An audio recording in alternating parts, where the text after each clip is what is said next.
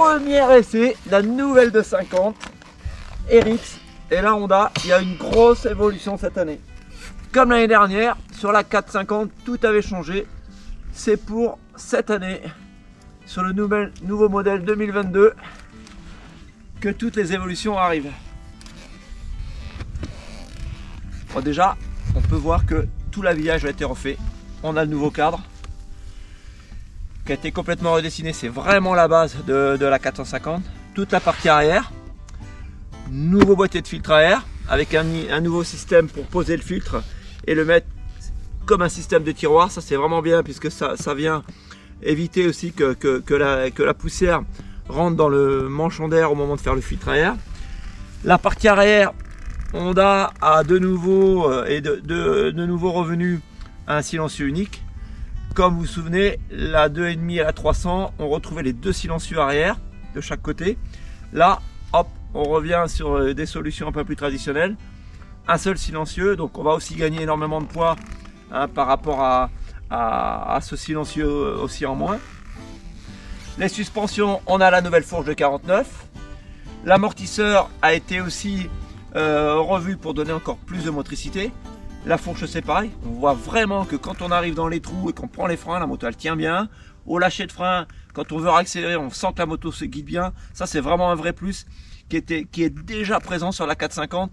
Et là vraiment sur la 2.5, c'était vraiment ce qui pouvait aussi manquer, hein, même si les suspensions n'étaient jamais trop à la peine. Mais là vraiment, on voit une vraie différence de châssis. Et ça donne du tempérament à la moto et un bon équilibre. Le changement aussi, c'est bien le fait d'avoir bien rééquilibré les masses. On s'aperçoit que fini d'avoir la batterie sous la selle, au-dessus du boîtier de filtre à air.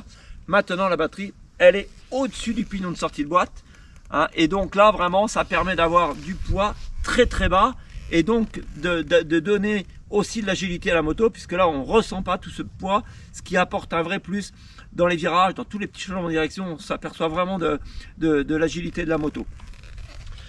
La position de conduite, bah voilà, hein, on est toujours bien confort sur la Honda, hein, la largeur, la selle, la finesse de la selle, hein, l'entrejambe est vraiment parfait. Position de guidon aussi, on a un cintre qui est quand même assez ouvert, hein, pour avoir les bras bien positionnés.